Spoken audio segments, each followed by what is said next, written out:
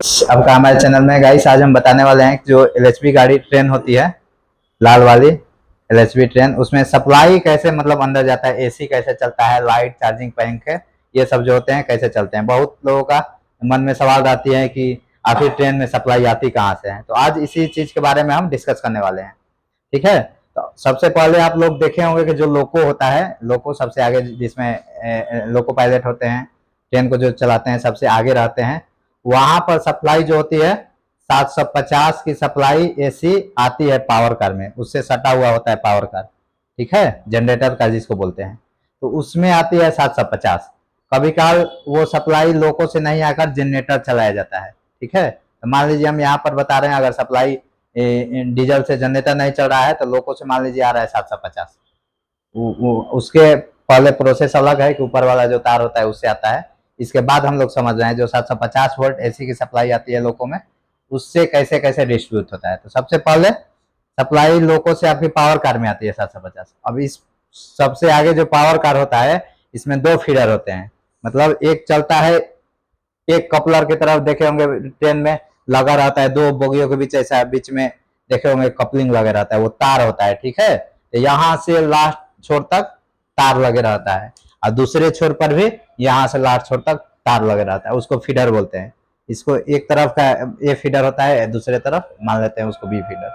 तो 750 की जब सप्लाई, मान लीजिए कोई कोच में गया, एसी कोच पहला है, उसमें मान लीजिए 750 की सप्लाई गया, तो 750 की सप्लाई जब उस कोच में जाती है तो उस कोच में एक एक कोच में लगे रहता है ट्रांसफार्मर और एसी यूनिट, सारा ब्लोअर कंप्रेसर उस कोच में सब लगे रहते हैं। तो सबसे पहले 750 की सप्लाई जाती है आपका, जो वहाँ एक पैनल होता है, देखे होंगे एसी कोच में गेट गेट के पास आप देखे होंगे कि एमसीबी ये सब पैनल टाइप का होता है, तो वहाँ एक नीचे डीएनडी होता है, वहां जाती है डीएनडी में 750 की सप्लाई। ठीक है, उस डीएनडी से फिर होकर इसके बाद ट्रांसफार्मर नीचे लगे रहता है, जो नीचे वाला होता है ट्रेन के नीचे देखिएगा ना, तो एक ट्रांसफार्मर लगे रहता है 60 केवीए का। ठीक है, तो वहां जाती है 750 की सप्लाई। अब वो ट्रांसफार्मर आपका चेंज करके 415 में बदल के देता है, ट्रांसफार्मर स्टेप डाउन होता है वो। ठीक है, तो वो 750 को 415 में बदल के वो फिर दे देता है सप्लाई ऊपर जो पैनल रहता है।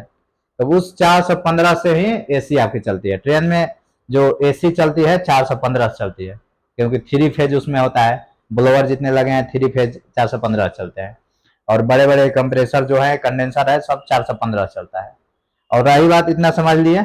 और लाइट जो सिस्टम है, लाइट वाला सिस्टम, लाइट जो होता है ये बैटरी से चलता है। ट्रेन के नीचे ही आप देखे होंगे एक तरफ ट्रांसफार्मर लगे रहता है, दूसरे तरफ नीचे ही बैटरी रहता है। एसी कोच में रहता है 9 बैटरी, और नॉन एसी कोच में आपका ज्यादा हो जाता है बैटरी। उसमें कितना होता है जी, इसमें 9 हो जाएगा, 12-12 वोल्ट के 9 हो जाएगा, उसमें 19 बैटरी होता है। ठीक है, तो 6-6 वोल्ट के होता है, 19 वोल्ट, 19 बैटरी होता है 6-6 वोल्ट के।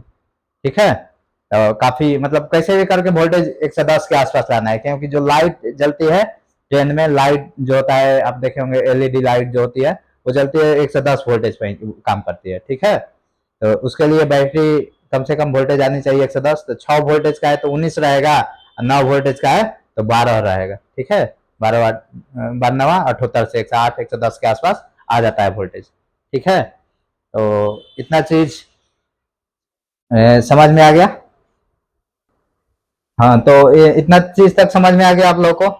देखिए, ये अगर हम पास में होते हैं ट्रेन के पास में तो काफी बारीकी से ये चीजें को समझा पाते हैं। हम समझ रहे हैं, आपको ऐसे बोलने में ज्यादा चीज मतलब नहीं समझ में आएगी, फिर भी आप सुन सकते हैं, तो आपको जिनको हल्का फुल्की जानकारी होगी वो समझ सकते हैं। ठीक है, तो बैटरी जो होती है एसी कोच और नॉन एसी कोच में अलग अलग पावर की रहती है, क्योंकि नॉन एसी जो कोच होता है स्लीपर और जनरल, उसको नॉन एसी बोलते हैं। तो उसमें जो पंखा चलता है, पंखा भी बैटरी से ही चलता है, जबकि एसी कोच में पंखा नहीं रहता है लाल वाली गाड़ी में। ठीक है, जो लाल वाली राजधानी टाइप की गाड़ी एलएसबी है, एलएसबी इसको बोलते हैं, लिंक हाफमैन बुश, 2002 में जर्मनी से ये आई थी भारत में। ठीक है, जर्मनी का मॉडल है ये। तो यहाँ पंखा जो उसमें होता है नॉन एसी कोच में, वो काफी मतलब वोल्टेज लेता है। उसको चाहिए भाई पंखा, डीसी से ही चलता है तो पावर ज्यादा उसको चाहिए, तो इसीलिए बैटरी का पावर उसमें 120 एएच की होती है बैटरी, जबकि नॉन एसी कोच होता है उसमें 70 एएच की होती है बैटरी। क्योंकि नॉन एसी कोच में जो बैटरी है उसका यूज केवल है आपका लाइट जो होता है सारे कोच में, उस कोच में लाइट केवल जलने के लिए, जबकि स्लीपर कोच में बैटरी जो होती है उसका यूज होता है लाइट और प्लस में पंखा भी। ठीक है। और रही बात एक आती है मोबाइल चार्जिंग के लिए, तो मोबाइल चार्जिंग जो होता है आपका 110 वोल्ट एसी पर होता है ऑपरेट। ठीक है। ट्रेन में बहुत लोग सोचते हैं कि मोबाइल चार्जिंग आखिर कैसे होता है, इतना कम में कैसे हो जाता है। वहाँ 110 वोल्ट होता है, घर पर आपका 220 वोल्ट पर रहता है घर पर सप्लाई। अगर आप रूम पर रह रहे हैं तो ट्रांसफार्मर से आपके घर में सप्लाई 220 आती है 50 एजेड तक। ठीक है। जबकि ट्रेन में आपकी सप्लाई 110 वोल्ट एसी आती है और उसी से चार्जिंग पॉइंट होता है, आपका मोबाइल चार्ज होता है। ठीक है। चलिए, इतना चीज समझ में आ गया, बाकी आगे वीडियो में देखेंगे।